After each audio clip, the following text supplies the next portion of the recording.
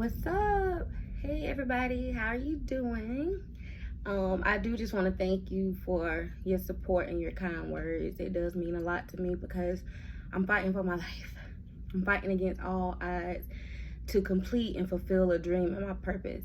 One that was not instilled in me to follow. One that I had to realize that was mine and take it in spite of circumstances. So it means so much when you support. And thank you for acknowledging me out loud. So I'm gonna read chapter 10 today. After chapter 10, there's only 3 chapters left, and then you guys just have to wait for the second book, Safe Haven, which will be a prequel to Saving Grace. All right, so this is Meet the Connect chapter 10.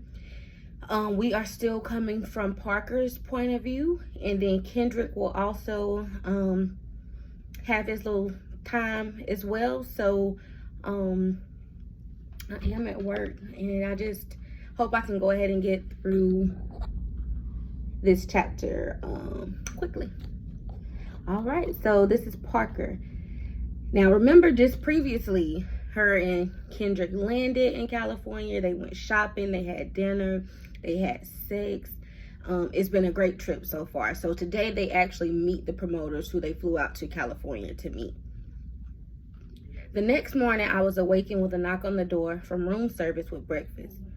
Kendrick was already up posting a video on IG. He finished, then came over to the bed. "Good morning, baby. How you feeling?" he asked.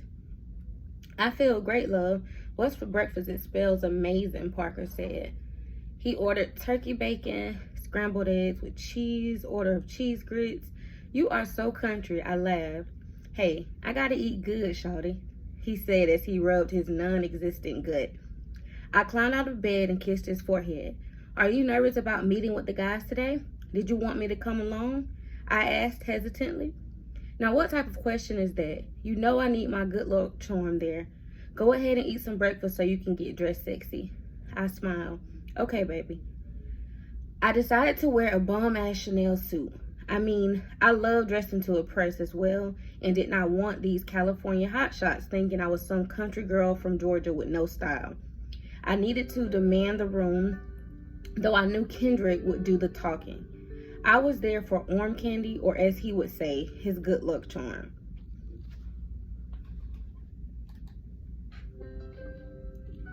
"Hey, Kenny, you can head down to the lobby. I'll be ready in a few moments." I peeked out of the bathroom, and to my pleasure, he was wearing the all-black Tom Ford shirt and pants he purchased yesterday. Damn, I thought to myself, I can't wait to jump on him later. After he secures this deal, he will deserve all of this good loving. He looked like a boss by every meaning of the word. He smelled even better than he looked. Kendrick obviously saw me staring. "Damn, girl, close your mouth. I know I look good," he said confidently as he grabbed his chin, admiring his face in the mirror. I pushed my naughty thoughts to the back of my head and responded, "Boy, whatever." I lied. "Go ahead." He smiled. "All right, shawty, I'm going down to the bar, so meet me there and hurry up," he yelled.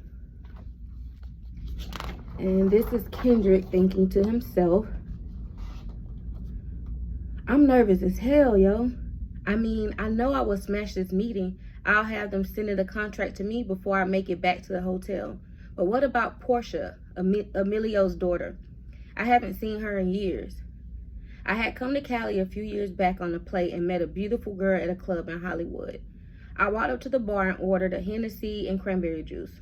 This girl was gorgeous, alone, and she seemed to be very observant. I asked her, "What can I buy you to drink?" She smiled and responded, "I don't drink, handsome. Now what?" I was intrigued. "Well, what are you doing alone in this club?" She gave a small smile and said, "I own it." We didn't spend much more time inside the club. She spoke briefly to a guy, letting him know she wouldn't be staying the rest of the night. I saw the concern on his face. "Are you sure?" She flashed that beautiful smile again and replied, "Yes, I'm safe." As we left the club, we jumped into my S-Class. "Are you hungry, Ma?" I asked. She nodded no and turned to the radio. After a few moments, she asked, "So what brings you out to California?" I let her know I have a few business connects here and would be out this way for a few weeks. Quickly changing the subject, I asked, "How do you get into the club scene? It can be so dangerous. Aren't you scared?" "Is your work dangerous? Are you scared?" she replied. But she continued, "My dad came from Cuba 20 years ago. My brother and I were kids. He started as a cook in one of the hottest nightclubs here, and like a true entrepreneur, he worked his way to the top, eventually earning enough money to buy the club owner out. Since children, he has grown us to take over the business. I love it, and no, it doesn't scare me." I was impressed. She asked, "Where are you taking me?" Before responding, I asked, "What made you come with me, a stranger?" She answered, "I trust you." After a while, we arrived at the beach. I opened her door. A beach is one of my favorite places in the world. It's so peaceful here. No problems, no enemies, just sand and water. Portia smiled and said, "I understand this. It's my safe place also.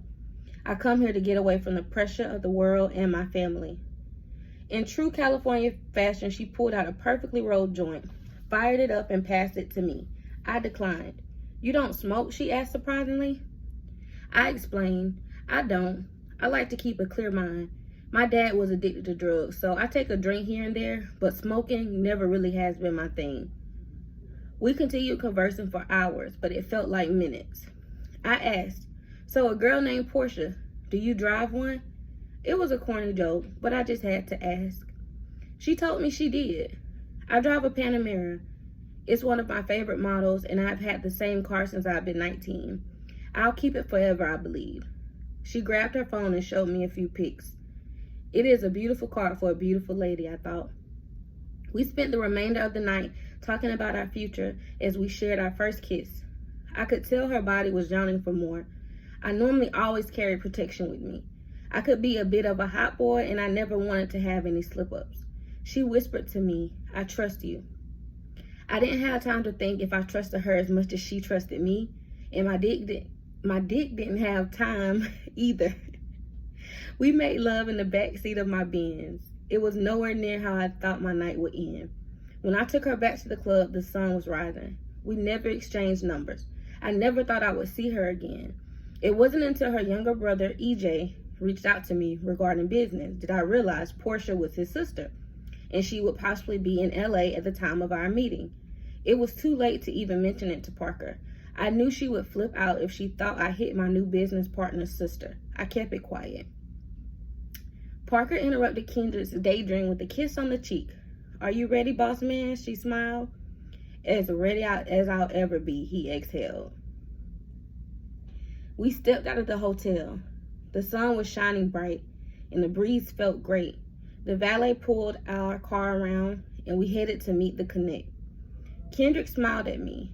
"Hey, babe, put this address in your iPhone. It should be about an hour from the city." Sure enough, we drove about an hour before pulling up to a beautiful community filled with gorgeous gated homes. He made a call, and a few moments later, the gates opened. The driveway seemed as if it went on forever.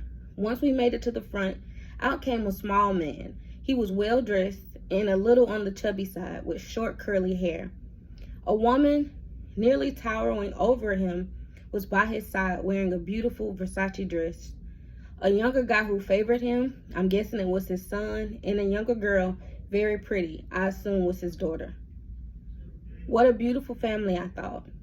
I squeezed Kendrick's hand and whispered to him, "You got this, babe." A tall, slim butler with an emotionless face helped me out of the car, and Kendrick came around to meet me. The older gentleman spoke. "Welcome to my home, my dear Kendrick. I'm glad you were able to come across the country to see an old Cuban man about expanding your business. You have my word, it will be worth the flight." He paused and glanced at me. "Who is this beautiful woman accompanying you?" He grabbed my hand and gently kissed it. "Hello, I'm Parker Grace of the Grace family." I smiled. He was very charming. "You are beautiful, my love. Please come, I want you to meet my family." We entered the glamorous home. There had to be at least 10 bedrooms. As we walked in and made our way to the luxurious dining room, I admired the chandeliers and the artwork. He had great taste, and it showed in every aspect of his home. The short man, named Emilio, spoke. "My dear Parker, this is my wife Mercedes and my daughter Portia. As you can see, I have an admiration for fine cars. How lucky am I to marry a woman named Mercedes? I would say she's a Maybach, huh?" Then he continues, "My daughter Portia is a prize as well. She manages several of my clubs. She makes me so proud to be her father. Imagine me once an immigrant, now one of the wealthiest men in America. This is my son Emilio Jr. He is a beast at business and will be working directly with Kendrick regarding our business on the East Coast. That's all for introductions. Let's go and enjoy the dinner my private chefs have prepared. Authentic Cuban cuisine. I hope you two will enjoy. Business will come later," he assured. As we had our seats at the table set for 6, lined with the best linen and Versace tableware, I felt as if I was dining at Versailles. Granted, we are known to throw lavish dinner parties and charity events, but this setup was still impressive. "So Parker, how do you know Mr. Kendrick?" Mercedes asked inquisitively. I choked a little on my wine, thinking, I thought this meeting was about Kendrick, not me. "We are childhood friends. I have known him for many years. It was my pleasure to accompany him," I smiled. As the chef brought out dessert, Kendrick and Emilio made their way to the den. I was left alone with his prized possessions, Portia and Mercedes. Nervously, I asked Mercedes, "What attracted you to Mr. Emilio?" She smiled and said, "I trusted him. From the beginning, even when we left Cuba, he told me he would make me the happiest woman in the world. Now, I don't know about the world, but as far as I know, I'm the happiest woman in California," she smiled. I thought of how great a feeling it must be for a man to not only express his feelings and emotion, but also to follow through with his word. His daughter didn't speak much. I engaged mostly with his wife until the guys made their way back into the dining room. "Well, Emilio, I thank you for your hospitality and look forward to EJ sending me the contracts to complete our business venture. I also look forward to speaking with Hector and traveling to Miami," Kendrick said with pride. Mr. Emilio walked us to the door, and as our car was brought to the front, Kendrick exclaimed, "Thanks for the whip," while we were visiting. I felt like a king, as you should. This is number 3 of 15 made by Ferrari. It's a very special vehicle, Emilio explained. "Well, it drove like perfection. I'm thinking about contacting my dealer in St. Anna. I have to see if I can find anything nearly as beautiful," Kendrick boasted. "Good luck with that. Make sure you reach out to Hector. I look forward to hearing from you soon. Have a safe flight back to the East Coast." Emilio shook Kendrick's hand and kissed mine before he made his way back into his home. "The deal is sealed. West Coast meets East Coast," Kendrick proclaimed as we made our way back to the hotel.